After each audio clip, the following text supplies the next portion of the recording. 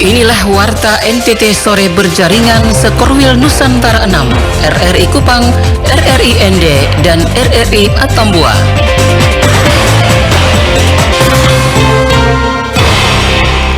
Selamat sore saudara dari ND Kota Pancasila. Anda mendengarkan Warta Berita Korwil Nusantara 6 NTT, RRI Kupang, RRI ND, dan RRI Atambua, edisi Kamis 29 Mei 2025 dengan berita utama.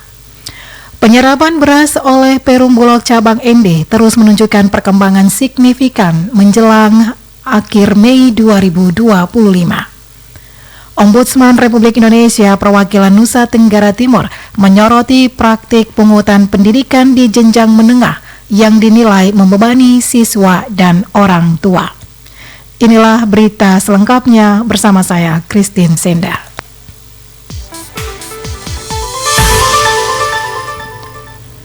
Penyerapan beras oleh Perum Bulog Cabang ND terus menunjukkan perkembangan signifikan menjelang akhir Mei 2025. Selengkapnya, Suimam melaporkan. Kepala Bulog Cabang ND, Arlan MTHO, mengatakan dari total target penyerapan sebesar 58 ton hingga Rabu 28 Mei 2025, realisasi telah mencapai 50,45 ton atau sekitar 87%. Dijelaskan, pihaknya optimis bahwa target tersebut akan tercapai, bahkan berpotensi terlampaui sebelum akhir bulan karena tren penyerapan masih cukup positif dalam beberapa hari terakhir. Ya, sisa 8 ton, perkiraan sampai akhir bulan kalau dapat lagi ya nanti bisa. Kan ini kan masih diperpanjang sampai dengan Juni jalur pengadaannya.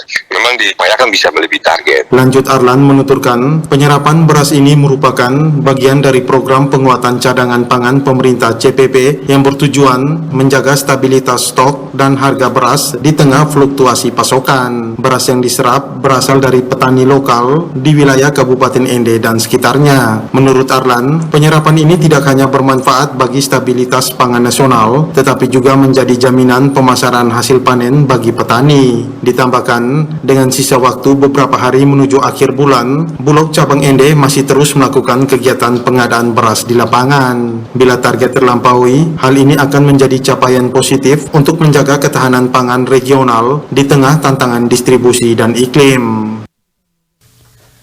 Ombudsman Republik Indonesia perwakilan Nusa Tenggara Timur menyoroti praktik pungutan pendidikan di jenjang menengah yang dinilai membebani siswa dan orang tua. Lady Badin selengkapnya melaporkan.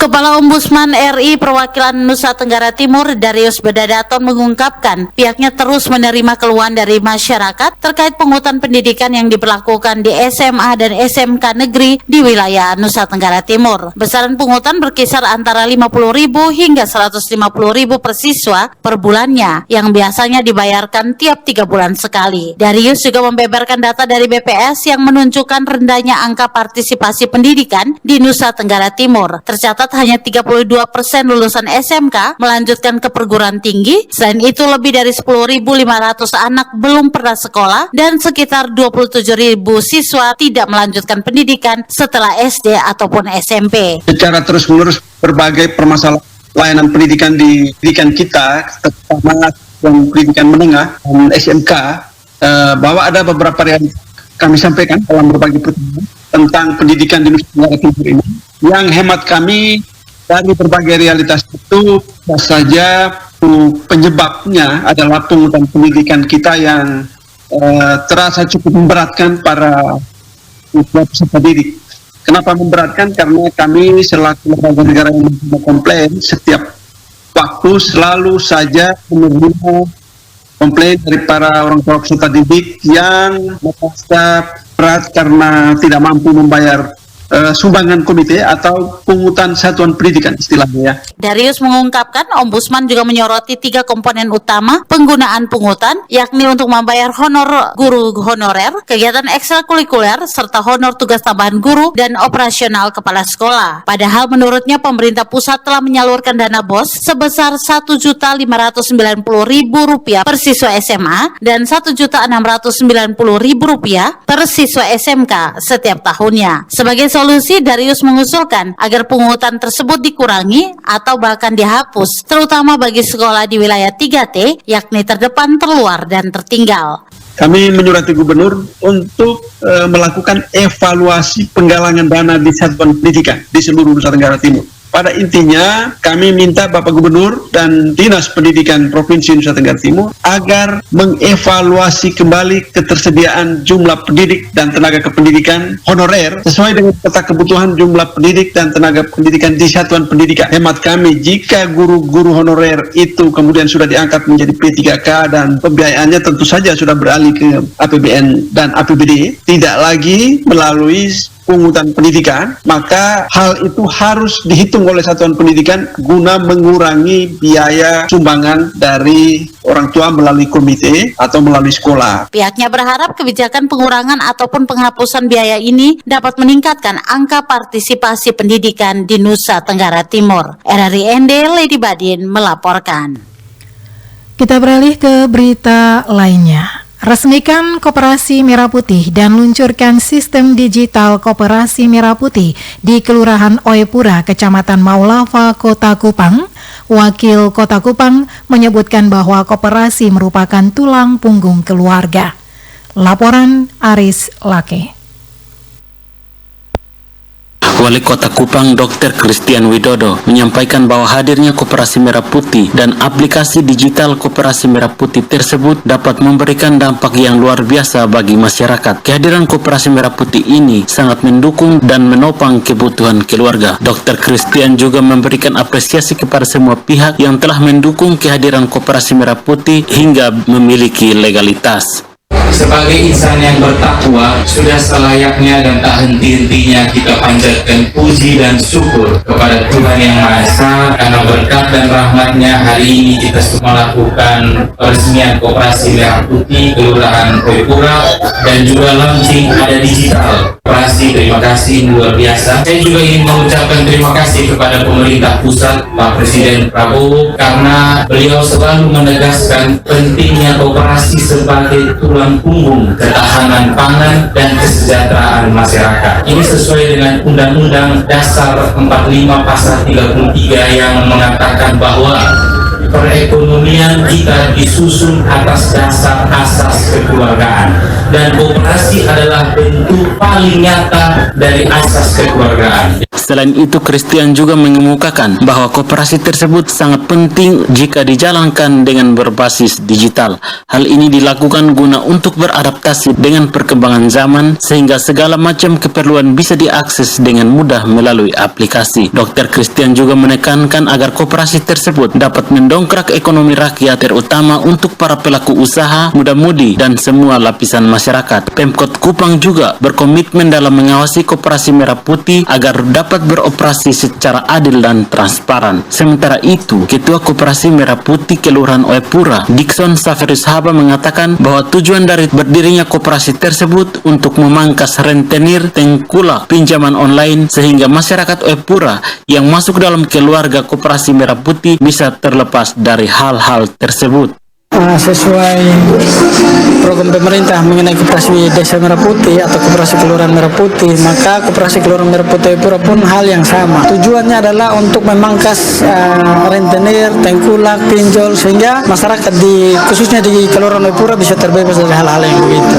Selanjutnya juga hari ini kan launching digitalisasi sistem di koperasi sini. Ini sebenarnya kita menguatkan tentang pandangan orang terkait mungkin ada nanti pinjaman atau bantuan yang dari pemerintah sekitar 3 miliar itu, dia betul-betul kita kelola secara sistem. Lebih lanjut, Saferis berharap kehadiran Koperasi Merah Putih tersebut dapat mendongkrak ekonomi rakyat serta menuntaskan pengangguran di Kelurahan Oepura.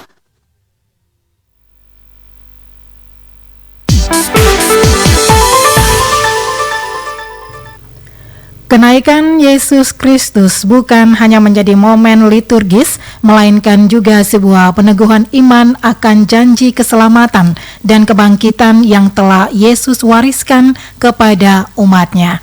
Laporan Delvin Wandi.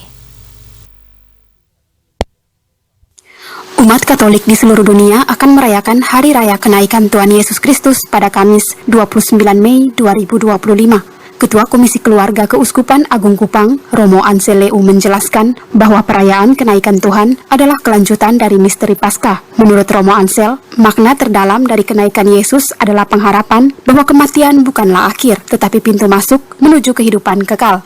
Yesus memberikan semacam kesaksian kepada kita bahwa Allah sudah menyiapkan segala sesuatu supaya setiap orang yang percaya kepadanya, sekalipun ia mati, ia akan hidup dan juga akan diangkat ke surga. Sebagaimana Yesus katakan, saya pergi menyiapkan tempat bagimu dan saya akan kembali untuk menjemput kalian supaya di mana aku berada, di situ pun kalian berada. Sementara itu, umat muda dari Gereja Santo Fransiskus Asisi BTN Kolhua Maria Mega Mala Olhang menyampaikan, kenaikan Yesus merupakan simbol kemenangan atas maut dan harapan, serta menguatkan generasi muda Katolik untuk terus berjuang dalam kehidupan dengan tetap setia pada ajaran Kristus. Ia juga menggarisbawahi pentingnya kesiapsiagaan iman dalam menyambut kedatangan Tuhan kembali. Peringatan kenaikan Isa Al-Masih adalah kemenangan Yesus Kristus, kemenangan kita semua atas kebangkitan dan kematiannya, yang memberikan harapan dan kekuatan bagi kita, terutama orang muda Katolik, untuk menghadapi tantangan hidup kita masing-masing, juga sebagai panggilan bagi kita sebagai orang muda untuk mengikuti jejak Yesus Kristus dalam memikul salib kita di dunia ini. Kenaikan Yesus Kristus menjadi pengingat akan misi yang ditinggalkannya untuk menjadi saksi kasih di tengah dunia. Hari Raya Kenaikan bukan hanya mengenang Yesus yang kembali ke surga, tetapi juga mengarahkan pandangan umat kepada langit dengan harapan, keberanian, dan komitmen untuk terus hidup sebagai murid-murid Kristus dalam dunia yang penuh tantangan. Dari Kupang, Nusa Tenggara Timur, Delvin Wandi, RRI terus mengudara untuk Indonesia.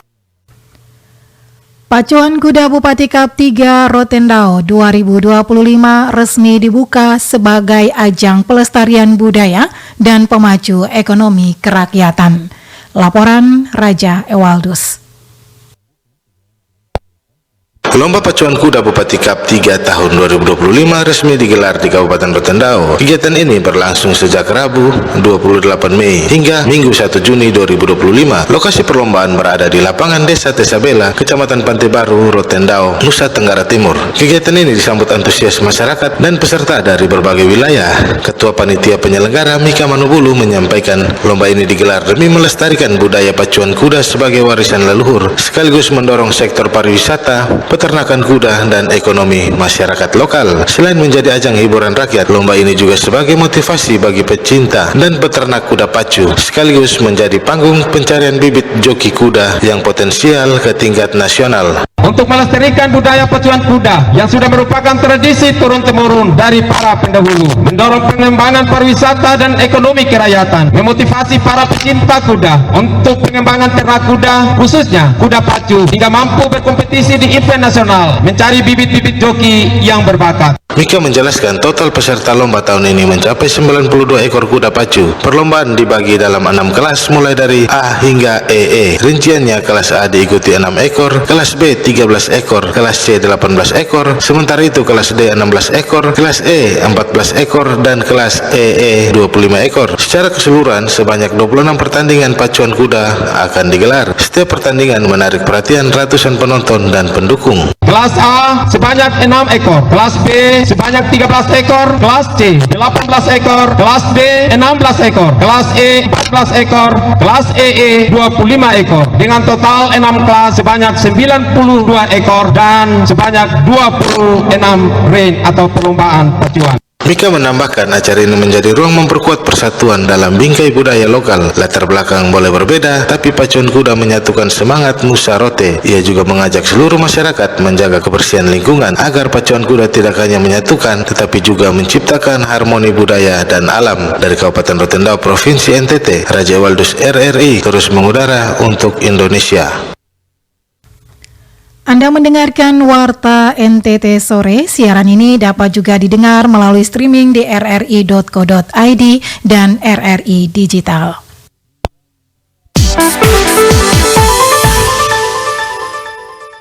Mendorong kemandirian ekonomi, Bupati Belu tekankan profesionalisme dan potensi lokal dalam pembentukan koperasi desa. Laporan Feby Leolede. Bupati Belu Willy Broduslai menegaskan pentingnya pemanfaatan potensi lokal dan tata kelola profesional dalam pembentukan badan usaha milik desa BUMDes dan Koperasi Merah Putih. Hal tersebut disampaikan Bupati Willy Broduslai saat membuka kegiatan evaluasi progres pembentukan BUMDes dan Koperasi Merah Putih tingkat desa dan kelurahan se-Kabupaten Belu. Dalam arahannya kepada para camat, lurah dan kepala desa, Bupati Willy Lai menekankan Koperasi Merah Putih harus dipimpin oleh sumber daya manusia yang kompeten dan berpengalaman di bidang ekonomi. Bupati menjelaskan potensi sisa hasil usaha SHU Koperasi sangat besar, mencapai 750 juta rupiah per tahun untuk desa dengan minimal 500 kepala keluarga. Karena itu desa-desa kecil yang belum mencapai jumlah tersebut akan digabung sebelum membentuk Koperasi Merah Putih. Pihaknya juga menyoroti pentingnya sektor pangan lokal sebagai penggerak ekonomi desa seperti peternakan ayam dan pengelolaan ikan laut untuk mendukung program makan bergizi gratis. Potensi keuntungan dari, kalau kita jalankan ini, potensi keuntungan dari koperasi itu 1 tahun itu kurang lebih satu desa itu ada 500, bukan asumsi ya, ini perintah undang-undang. Kalau desa itu tidak cukup 500 kakak, jangan bentuk koperasi dulu, dia gabung. Yang boleh bentuk koperasi desa-desa yang penduduknya 500 kakak ke atas. Ini kalau kita asumsi 500 kakak, ini potensi keuntungan SHU 750 juta. SHU otomatis kan desa juga masuk di dalam. 750 juta buat kelale. Kamu mau ke tidak ini uang ini? Ya, saya tanya dulu, mau ke tidak? Terus kalau kita ambil ini ketua koperasi yang kita punya tim sukses, mohon maaf ya, yang kita punya tim sukses, yang kita punya orang yang tidak mengerti ekonomi, dia bisa dapat ini ke tidak? Bisa ke tidak? Coba, kamu jawab, bisa ke tidak? Bisa. Bupati Willy Lai menambahkan, Universitas Nusa Cendana Kupang juga siap bekerja sama dengan Kabupaten Belu melalui penempatan tenaga ahli untuk pembinaan Koperasi Desa Merah Putih agar berjalan sesuai prinsip ekonomi yang benar. Lebih lanjut, Bupati menambahkan, berkaitan dengan sektor peternakan, pihaknya mengingatkan agar tidak terburu-buru dalam pengadaan sapi perah jika belum adanya jaminan pakan yang cukup. Kalau kita umpamanya ada 5-6 koperasi yang kita mau coba, Undana siap tempatkan dia punya orang di sini. Nah, tapi saya pikir tempatkan supaya tidak terjadi benturan. Nanti kita angkat ini, dia punya ketua dengan ini, ada penampingan dari Undana. Terakhir ketua ini, dia karena tidak ada basis ekonomi, dia bisa, dia tidak berpikir panjang, dia berpikir hake dan mate lah hodi. Ini yang kita susah. Kalau sudah sampai di situ, kepentingan akan berbenturan. Begitu ya. Jadi saya untuk semua Pak Lawrence, untuk semua koperasi, penunjukan atau musdeh yang sudah dilakukan hanya untuk desa-desa yang besar. Desa yang kecil kita gabung dulu. Menutup arahannya, Bupati Willy Lai meminta seluruh kepala desa dan lurah mengidentifikasi potensi utama masing-masing dan menjauhi praktek nepotisme dalam pembentukan Koperasi Merah Putih. RRI Atambua, Febi Leolede melaporkan. Sementara itu, Bupati Belu juga membahas pembangunan pendidikan di Kabupaten Belu saat menerima kunjungan Rektor Universitas Negeri Timor di Atambua. Egy Araujo melaporkan. Bupati Belu Willy Broduslai menerima kunjungan resmi Rektor Universitas Timor Unimor di ruang kerjanya. Kunjungan ini bertujuan untuk memperkuat peran Unimor sebagai Dewan Penyantun Pemerintah Kabupaten Belu dan merumuskan kerjasama strategis yang saling menguntungkan kedua belah pihak. Pertemuan tersebut juga menandai komitmen bersama dalam memajukan sumber daya manusia SDM di Kabupaten Belu. Dalam audiens tersebut intensif membahas berbagai potensi kerjasama termasuk pengembangan program pendidikan dan pelatihan yang relevan dengan kebutuhan masyarakat Kabupaten Belu. Bupati Belu mengatakan bahwa Unimor sangat berkomitmen untuk berkontribusi aktif dalam peningkatan kualitas SDM melalui program-program yang dirancang secara khusus untuk memenuhi tantangan pembangunan daerah. Terkait dengan hal tersebut, Willy Broslai mengatakan pemerintah Kabupaten Belu menyambut baik inisiatif Unimor dan menyatakan kesiapannya untuk memberikan dukungan penuh terhadap program-program yang akan dijalankan di kampus Atambua. Dirinya berharap kerjasama ini mampu menciptakan sinergi yang optimal antara akademik dan pemerintah dalam upaya membangun Kabupaten Belu yang lebih maju dan sejahtera. Saya juga terima kasih Pak Rektor meminta saya jadi Dewan Penyantun di Unimor. Tentu ini satu kehormatan dan mahasiswa Belu yang di Unimor juga cukup banyak. Saya rasa masuk jadi Dewan Penyantun tidak salah juga, sehingga kita bisa berpikiran memberikan masukan-masukan untuk ke depan Unimor menjadi lebih baik. Sementara Rektor Unimor, Dr. Stefanus Sio MP, kunjungan ini juga menjadi momentum penting untuk memperkuat hubungan antara dunia pendidikan tinggi dan pemerintah daerah. Kolaborasi yang erat antara kedua pihak sangat krusial dalam menciptakan lingkungan yang kondusif bagi pengembangan SDM yang berkualitas. Menurutnya, kerjasama ini tidak hanya akan berdampak positif pada peningkatan kualitas SDM di Kabupaten Belu, tetapi juga akan mendorong pertumbuhan ekonomi dan pembangunan berkelanjutan di wilayah Kabupaten Belu. Sementara, menjawab soal kesiapan, dirinya menuturkan, Unimor siap menjadi mitra strategis pemerintah Kabupaten Belu dalam mewujudkan visi dan misi pembangunan daerah. Ada beberapa hal yang berkaitan dengan pengembangan prodi, seperti tadi sudah dalam arahan Bapak Bupati bahwa untuk prodi keperawatan kita sudah naikkan statusnya dari D3 ke S1.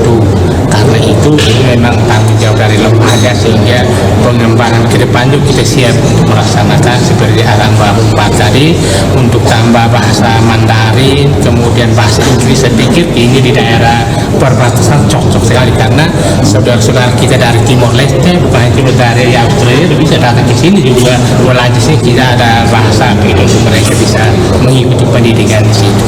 Saya pikir ini bagus. Di akhir wawancara, Dr. Stefanus Sio menegaskan melalui kerjasama yang terjalin ini diharapkan Kabupaten Belu dapat semakin maju dan berkembang, didukung oleh SDM yang berkualitas dan kompeten.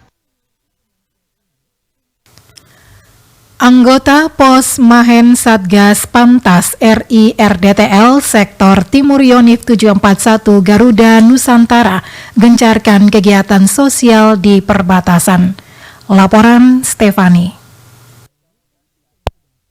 Anggota Posmahen Satgas Pamtas RI RDTL Sektor Timur Yonif 741 Garuda Nusantara terus menunjukkan kepedulian kepada masyarakat perbatasan. Komandan Posmahen Sertu Teguh Pribadi menyampaikan pihaknya telah menjalankan serangkaian kegiatan sosial sebagai bentuk nyata kepedulian terhadap warga perbatasan. Salah satunya membagikan sembako kepada masyarakat yang membutuhkan. Sebagai bentuk nyata kepedulian terhadap masyarakat, Posmahen telah melaksanakan serangkaian kegiatan sosial dan pemberdayaan, yaitu bertujuan untuk meningkatkan kesejahteraan masyarakat di sekitar wilayah perbatasan. Kegiatan-kegiatan sosial yang telah dilaksanakan oleh anggota Posmahen Satgas Pamtas RI RDTL Sektor Timur Yonif 741 Garuda Nusantara meliputi pembagian sembako bersama para suster Kapela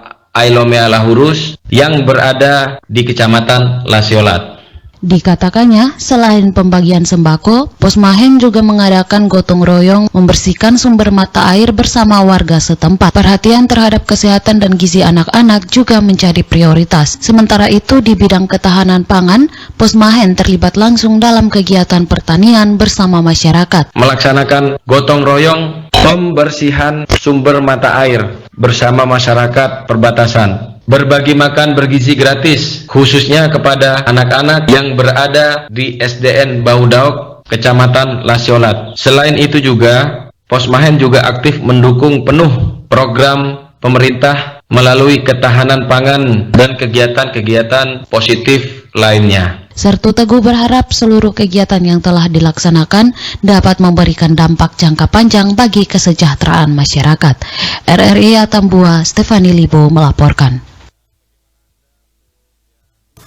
Baik pendengar, sebelum mengakhiri Warta NTT sore ini, kembali kami sampaikan pokok-pokok berita.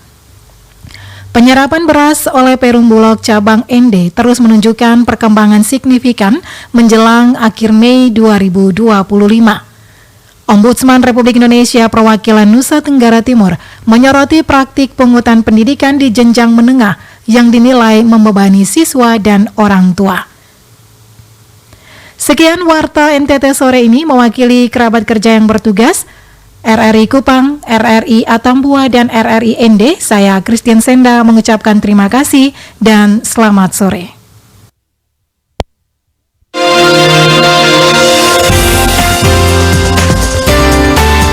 Demikian rangkaian informasi dari RRI Sekorwil Nusantara 6 dalam Warta NTT sore ini.